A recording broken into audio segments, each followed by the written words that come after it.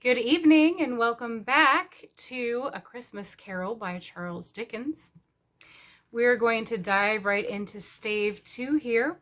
This stave is called The First of the Three Spirits. When Scrooge awoke, it was so dark that looking out of bed he could scarcely distinguish the transparent window from the opaque walls of his chamber. He was endeavoring to pierce the darkness with his ferret eyes when the chimes of a neighboring church struck the 4 quarters. So he listened for the hour.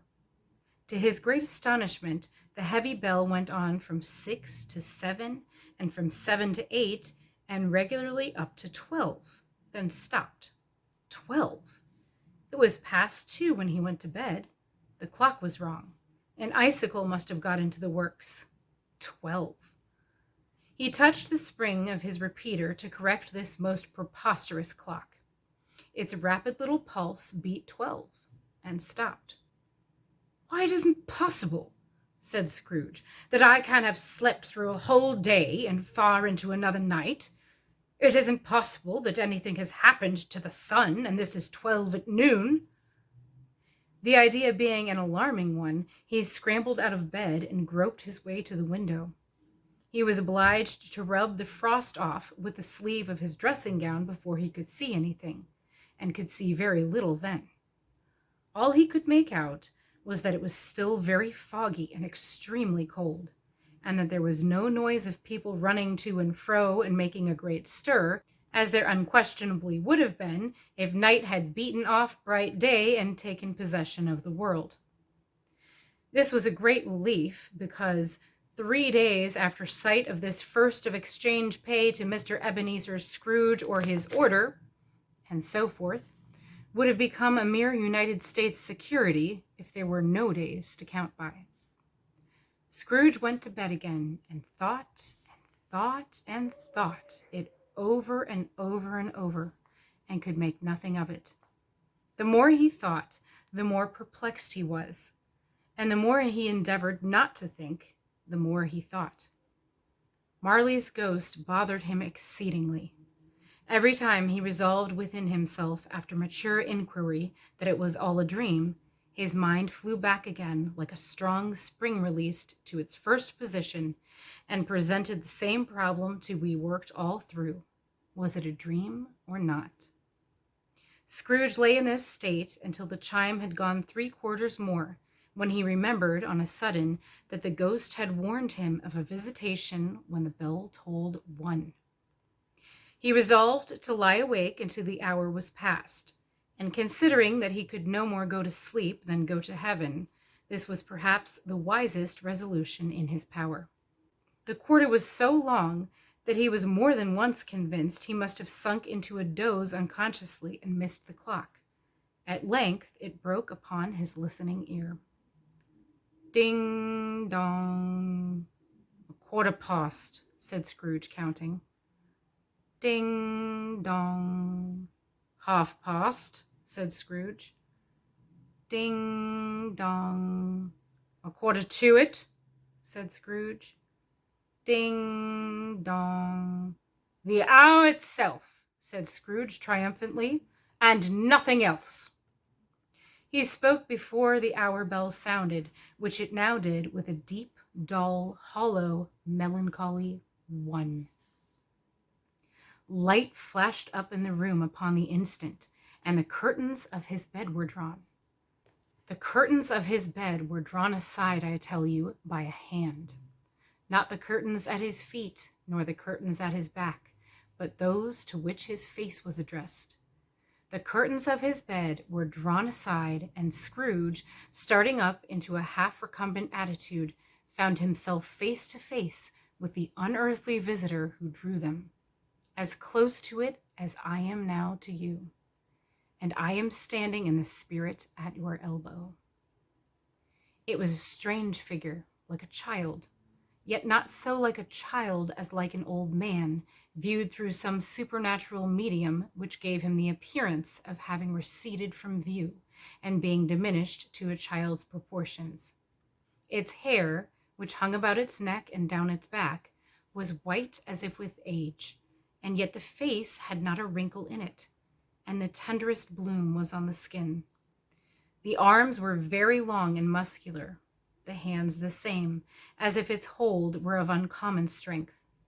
Its legs and feet, most delicately formed, were, like those upper members, bare.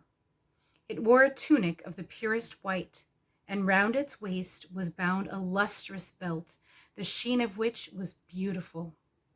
It held a bunch of fresh green holly in its hand, and in singular contradiction of that wintry emblem, had its dress trimmed with summer flowers. But the strangest thing about it was that from the crown of its head there sprung a bright, clear jet of light, by which all this was visible, and which was doubtless the occasion of its using, in its duller moments, a great extinguisher for a cap, which it now held under its arm. Even this, though, when Scrooge looked at it with increasing steadiness, was not its strangest quality. For as its belt sparkled and glittered, now in one part and now in another, and what was light one instant, at another time was dark, so the figure itself fluctuated in its distinctness, being now a thing with one arm, now with one leg, now with 20 legs, now a pair of legs without a head, now a head without a body, of which dissolving parts no outline would be visible in the dense gloom wherein they melted away. And in the very wonder of this, it would be itself again, distinct and clear as ever. "Are you the spirit, sir, whose coming was foretold to me?" asked Scrooge. "I am." The voice was soft and gentle, singularly low, as if instead of being so close beside him, it were at a distance. "Who and what are you?" Scrooge demanded. "I am the ghost of Christmas past." "Long past?" inquired Scrooge, observant of its dwarfish stature. "No, your past." Perhaps Scrooge could not have told anybody why if they had asked him, but he had a special desire to see the spirit in his cap, and begged him to be covered. "What!" exclaimed the ghost. "Would you so soon put out with worldly hands the light I give? Is it not enough that you are one of those whose passions made this cap, and forced me through whole trains of years to wear it low upon my brow?" Scrooge reverently disclaimed all intention to offend, or any knowledge of having willfully bonneted the spirit at any period of his life. He then made bold to inquire what business brought him there. "Your welfare," said the ghost. Scrooge expressed himself much obliged, but could not help thinking that a night of unbroken rest would have been more conducive to that end. The spirit must have heard him thinking, for it said immediately, "Your reclamation, then. Take heed." It put out its strong hand as it spoke, and clasped him gently by the arm. "Rise and walk with me." It would have been in vain for Scrooge to plead that the weather and the hour were not adapted to pedestrian purposes, that bed was warm and the thermometer a long way below freezing, that he was clad but lightly in his slippers, dressing gown, and nightcap, and that he had a cold upon him at that time. The grasp, though gentle as a woman's hand, was not to be resisted. He rose, but finding that the spirit made towards the window, clasped his robe in supplication. "I am mortal," Scrooge remonstrated, "and liable to fall." "Bear but a touch of my hand, there," said the spirit, laying it upon his heart, "and you shall be upheld in more than this." As the words were spoken, they passed through the wall and stood upon an open country road with fields on either hand. The city had entirely vanished. Not a vestige of it was to be seen. The darkness and the mist had vanished with it, for it was a clear, cold winter day with snow upon the ground. "Good heaven!" said Scrooge, clasping his hands together as he looked about him. "I was bred in this place. I was a boy here." The spirit gazed upon him mildly. Its gentle touch, though it had been light and instantaneous, appeared still present to the old man's sense of feeling. He was conscious of 1,000 odors floating in the air, each one connected with 1,000 thoughts and hopes and joys and cares long, long forgotten. "Your lip is trembling," said the ghost. "And what is that upon your cheek?" Scrooge muttered with an unusual catching in his voice that it was a pimple, and begged the ghost to lead him where he would. "You recollect the way?" inquired the spirit. "Remember it!" cried Scrooge with fervor. "I could walk it blindfold." "Strange to have forgotten it for so many years," observed the ghost. "Let us go on." They walked along the road, Scrooge recognizing every gate and post and tree, until a little market town appeared in the distance with its bridge, its church, and winding river. Some shaggy ponies now were seen trotting towards them with boys upon their backs, who called to other boys in country gigs and carts driven by farmers. All these boys were in great spirits and shouted to each other until the broad fields were so full of merry music that the crisp air laughed to hear it.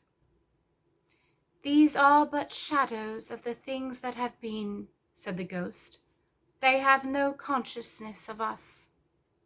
The jocund travelers came on, and as they came, Scrooge knew and named every one of them. Why was he rejoiced beyond all bounds to see them? Why did his cold eye glisten, and his heart leap up as they went past? Why was he filled with gladness when he heard them give each other Merry Christmas as they parted at crossroads and byways for their several homes? What was Merry Christmas to Scrooge? Out upon Merry Christmas! What good had it ever done him? "The school is not quite deserted," said the ghost. "A solitary child, neglected by his friends, is left there still."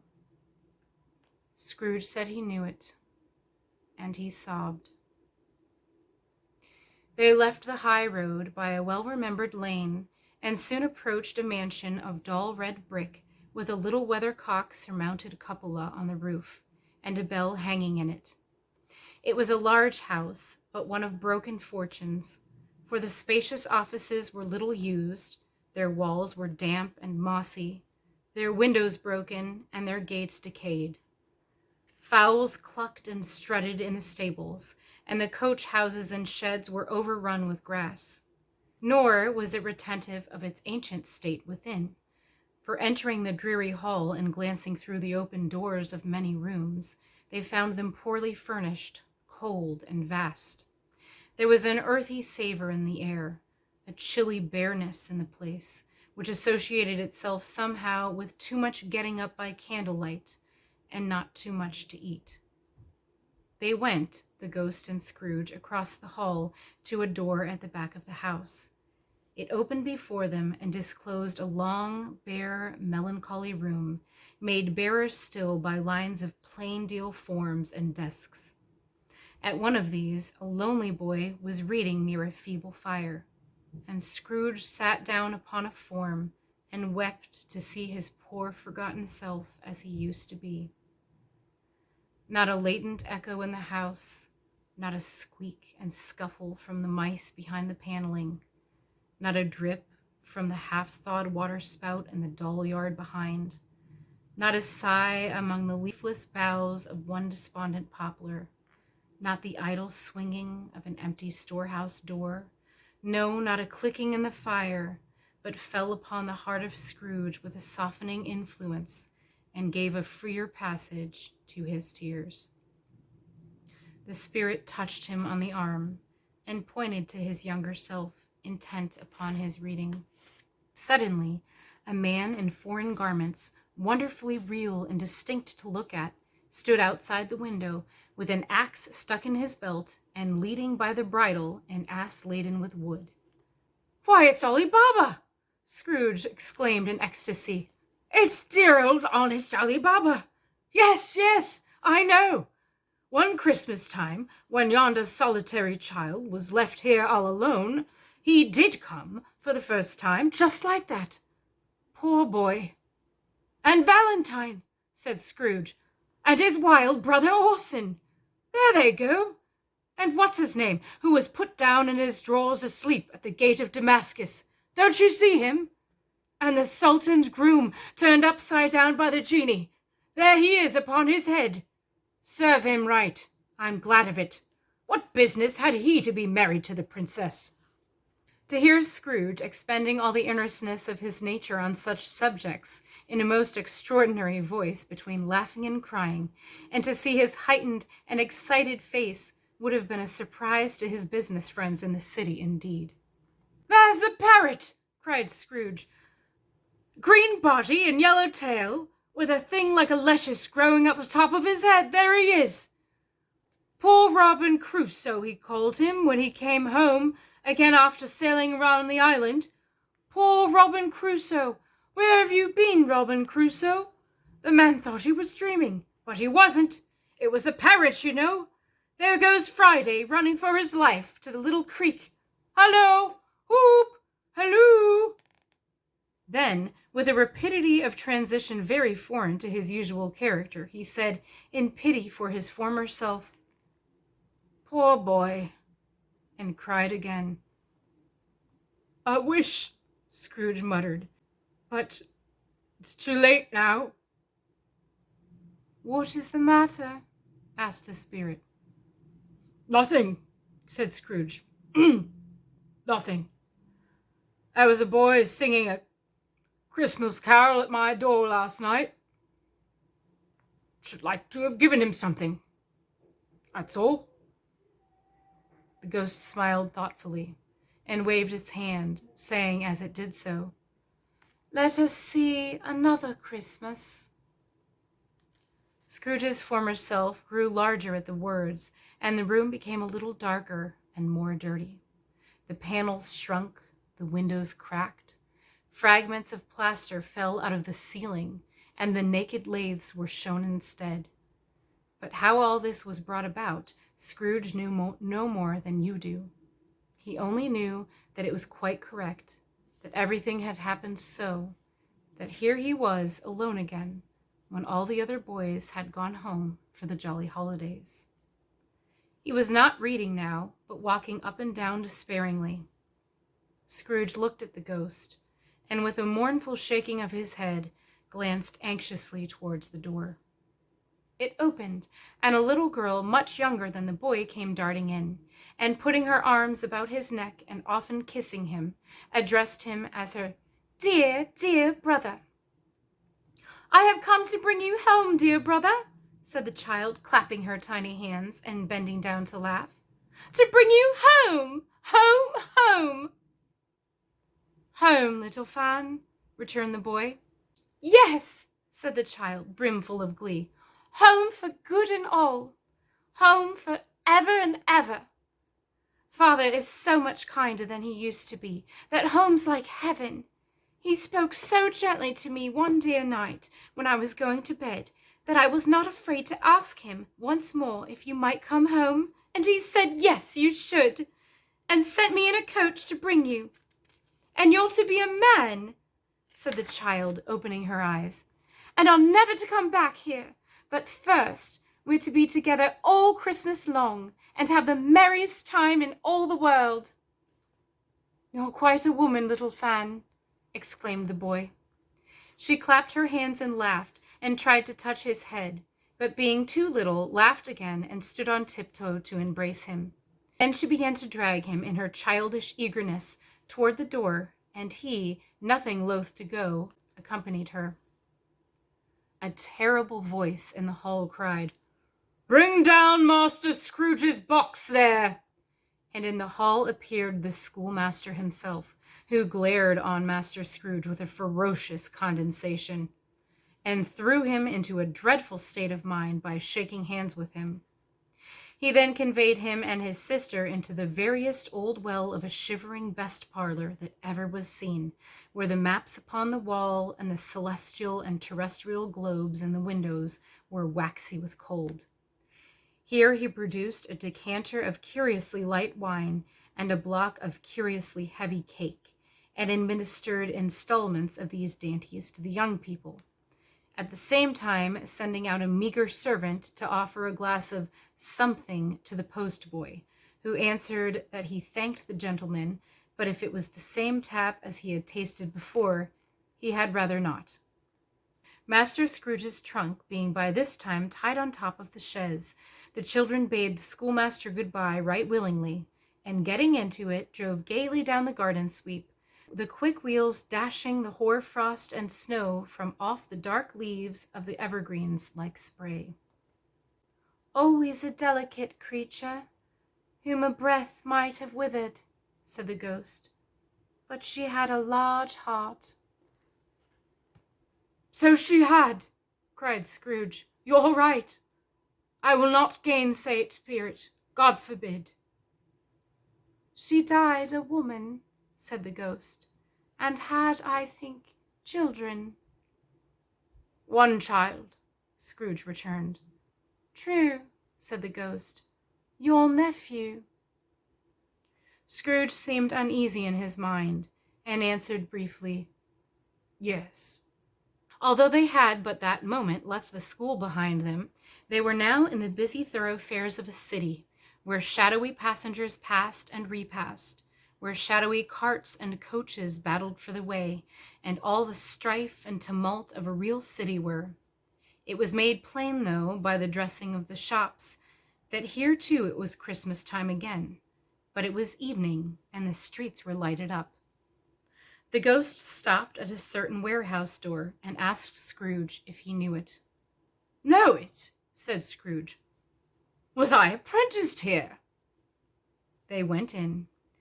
A sight of an old gentleman in a Welsh wig, sitting behind such a high desk that if he had been 2 inches taller, he must have knocked his head against the ceiling, Scrooge cried in great excitement, "Why, it's old Fezziwig!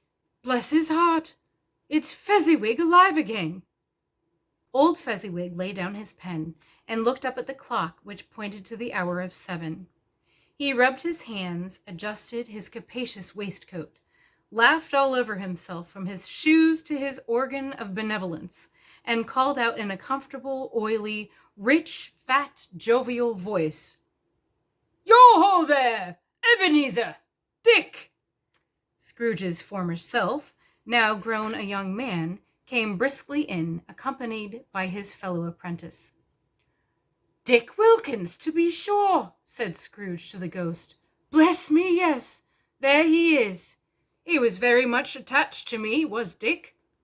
Poor Dick. Dear, dear."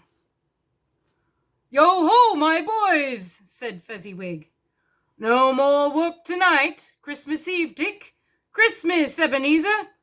Let's have the shutters up," cried old Fezziwig with a sharp clap of his hands, "before a man can say Jack Robinson."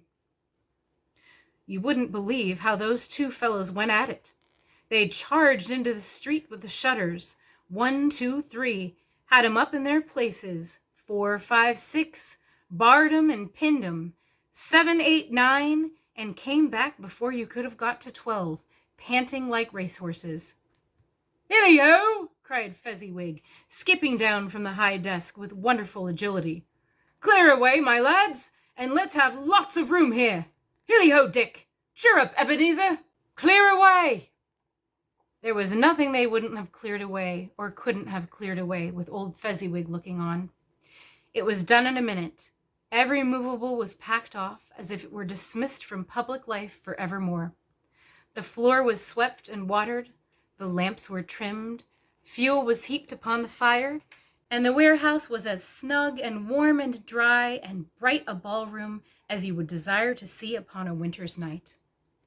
In came a fiddler with a music book and went up to the lofty desk and made an orchestra of it and tuned like 50 stomach aches. In came Mrs. Fezziwig, one vast substantial smile.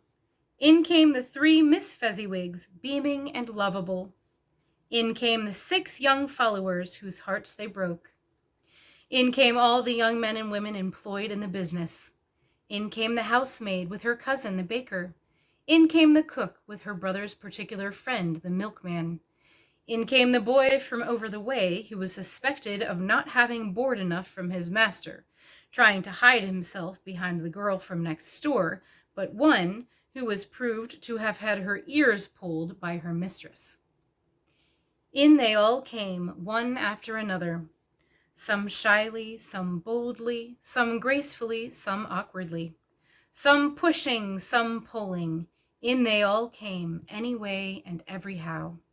Away they all went, 20 couple at once, hands half round and back again the other way, down the middle and up again, round and round in various stages of affectionate grouping. Old top couple always turning up in the wrong place, new top couples starting off again as soon as they got there, all top couples at last, and not a bottom one to help them. When this result was brought about, old Fezziwig, clapping his hands to stop the dance, cried out, "Well done!" And the fiddler plunged his hot face into a pot of porter, especially provided for that purpose.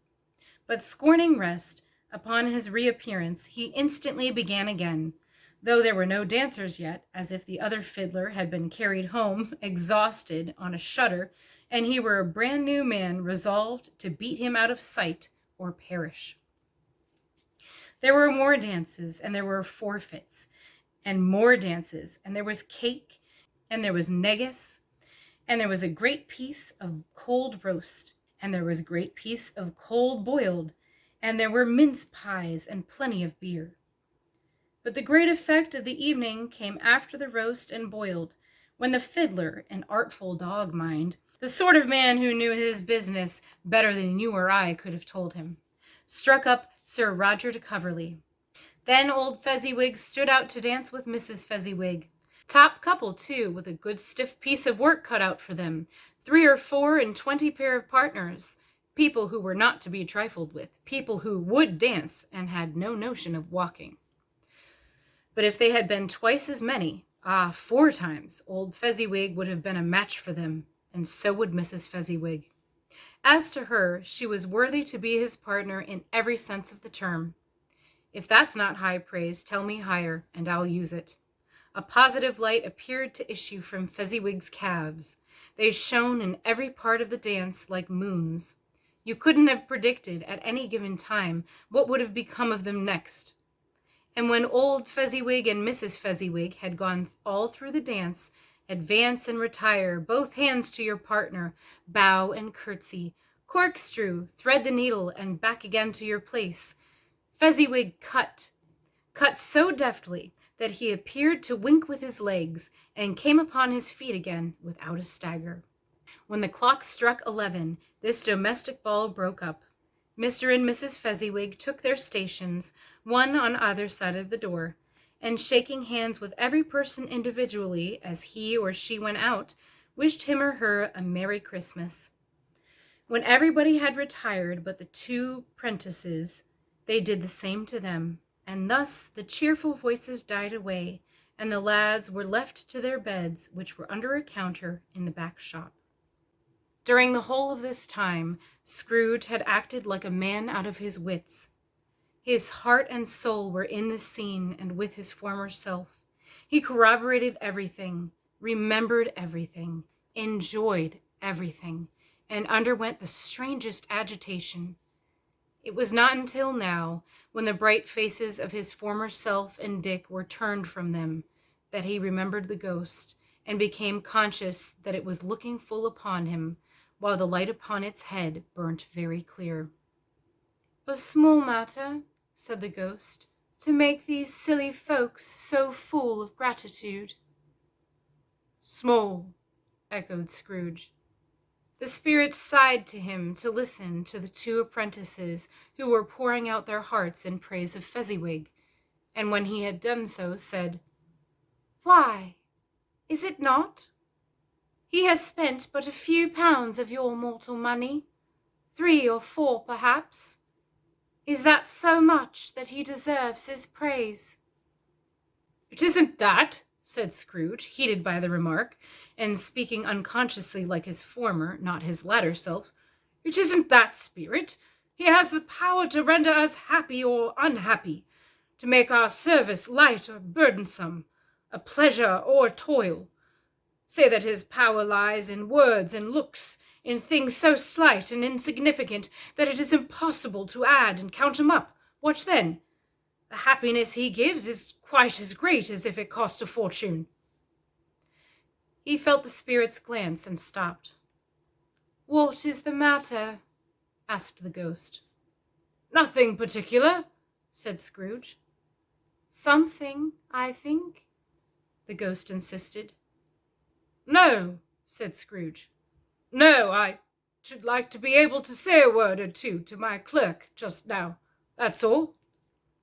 His former self turned down the lamps as he gave utterance to the wish, and Scrooge and the ghost again stood side by side in the open air.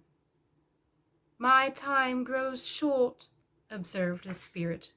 "Quick." This was not addressed to Scrooge or anyone whom he could see, but it produced an immediate effect. For again Scrooge saw himself. He was older now, a man in the prime of his life. His face had not the harsh and rigid lines of later years, but it had begun to wear the signs of care and avarice. There was an eager, greedy, restless motion in the eye, which showed the passion that had taken root, and where the shadow of the growing tree would fall. He was not alone, but sat by the side of a fair young girl in a mourning dress, in whose eyes there were tears, which sparkled in the light that shone out of the ghost of Christmas past. "It matters little," she said softly.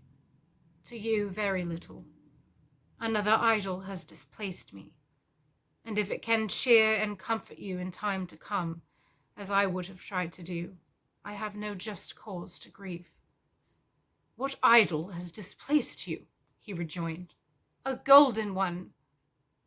"This is the even-handed dealing of the world," he said. "There is nothing on which it is so hard as poverty, and there is nothing it professes to condemn with such severity as the pursuit of wealth." "You fear the world too much," she answered gently. "All your other hopes have merged into the hope of being beyond the chance of its sordid reproach. I have seen your nobler aspirations fall off one by one, until the master passion, gain, engrosses you. Have I not?" "What then?" he retorted. "Even though I have grown so much wiser, what then? I am not changed towards you." She shook her head. "Am I?" "Our contract is an old one. It was made when we were both poor, and content to be so until in good season we could improve our worldly fortune by our patient industry. You are changed. When it was made, you were another man." "I was a boy," he said impatiently. "Your own feeling tells you that you were not what you are," she returned. "I am. That which promised happiness when we were in one heart is fraught with misery now that we are two. How often and how keenly I have thought this I will not say. It is enough that I have thought of it, and can release you." "Have I ever sought release?" "In words, no, never." "In what then?" "In a changed nature, in an altered spirit, in another atmosphere of life, another hope as its great end, in everything that made my love of any worth or value in your sight. If this had ever been between us," said the girl, looking mildly, but with steadiness upon him, "tell me, would you seek me out and try to win me now?" "Ah, no." He seemed to yield to the justice of this supposition in spite of himself, but he said with a struggle, "You think not?" "I would gladly think otherwise if I could," she answered. "Heaven knows, when I have learned a truth like this, I know how strong and irresistible it must be.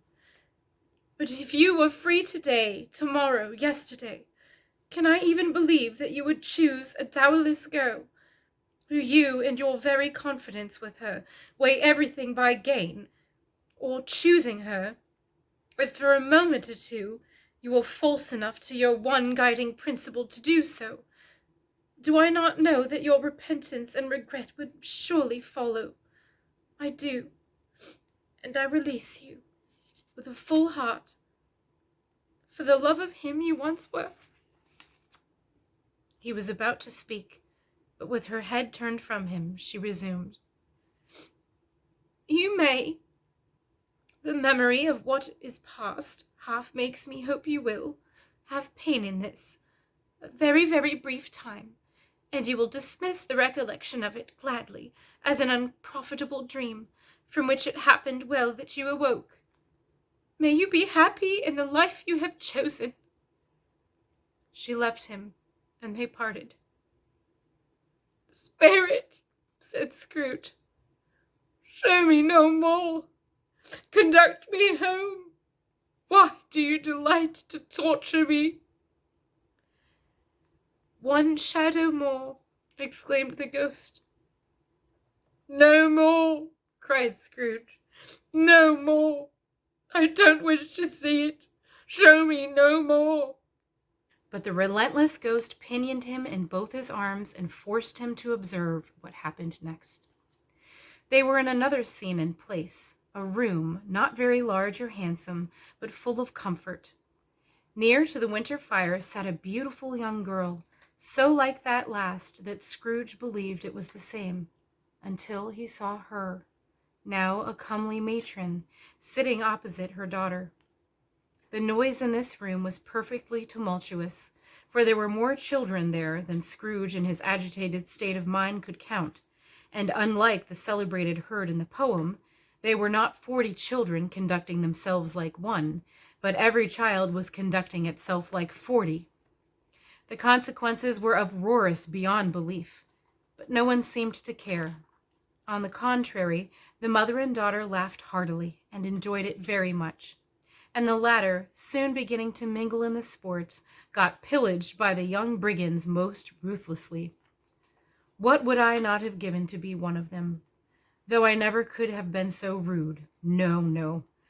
I wouldn't for the wealth of all the world have crushed that braided hair and torn it down, and for the precious little shoe I wouldn't have plucked it off, God bless my soul, to save my life. As to measuring her waist in sport as they did, bold young brood, I couldn't have done it. I should have expected my arm to have grown round it for a punishment, and never come straight again. And yet I should have dearly liked, I own, to have touched her lips, to have questioned her, that she might have opened them, to have looked upon the lashes of her downcast eyes, and never raised a blush, to have let loose waves of hair, an inch of which would be a keepsake beyond price. In short, I should have liked, I do confess, to have had the lightest license of a child, and yet to have been man enough to know its value. But now a knocking at the door was heard, and such a rush immediately ensued that she, with laughing face and plundered dress, was borne towards it in the center of a flushed and boisterous group, just in time to greet the father, who came home attended by a man laden with Christmas toys and presents. Then the shouting and the struggling, and the onslaught that was made on the defenseless porter. The scaling him with chairs for ladders to drive into his pockets, to spoil him of brown paper parcels, hold on tight by his cravat, hug him round his neck, pommel his back, and kick his legs in irrepressible affection. The shouts of wonder and delight with which the development of every package was received. The terrible announcement that the baby had been taken in the act of putting a doll's frying pan into his mouth, and was more than suspected of having swallowed a fictitious turkey glued on a wooden platter. The immense relief of finding this a false alarm, the joy, the gratitude, the ecstasy, they all are indescribable alike.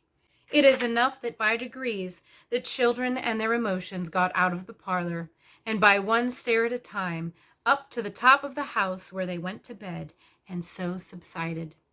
And now Scrooge looked on more attentively than ever, when the master of the house, having his daughter leaning fondly on him, sat down with her and her mother at his own fireside. And when he thought that such another creature, quite as graceful and as full of promise, might have called him father, and been a springtime in the haggard winter of his life, his sight grew very dim indeed. Belle, said the husband, turning to his wife with a smile, I saw an old friend of yours this afternoon. Who was it? Guess. How can I? Tut, I don't know, she added in the same breath, laughing as he laughed. Mr. Scrooge. Mr. Scrooge it was.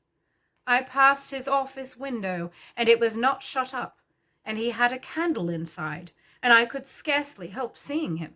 His partner lies upon the point of death, I hear, and there he sat alone, quite alone in the world, I do believe. Spirit, cried Scrooge in a broken voice, remove me from this place. I told you these were shadows of the things that have been, said the ghost. That they are what they are. Do not blame me. Remove me, Scrooge exclaimed. I cannot bear it. He turned upon the ghost, and seeing that it looked upon him with a face in which, in some strange way, there were fragments of all the faces it had shown him, wrestled with it. Leave me! Take me back! Haunt me no longer! In the struggle, if that can be called a struggle in which the ghost, with no visible resistance on his own part, was undisturbed by any effort of its adversary, Scrooge observed that its light was burning high and bright, and dimly connecting that with its influence over him, he seized the extinguisher cap, and by a sudden action pressed it down upon its head. The spirit dropped beneath it, so that the extinguisher covered its whole form. But though Scrooge pressed it down with all his force, he could not hide the light which streamed from under it in an unbroken flood upon the ground. He was conscious of being exhausted and overcome by an irresistible drowsiness, and, further, of being in his own bedroom. He gave the cap a parting squeeze in which his hand relaxed, and had barely time to reel to bed before he sank into a heavy sleep. And that is the end of Stave 2. If you like these videos, click like and subscribe, and stay tuned in the next couple days for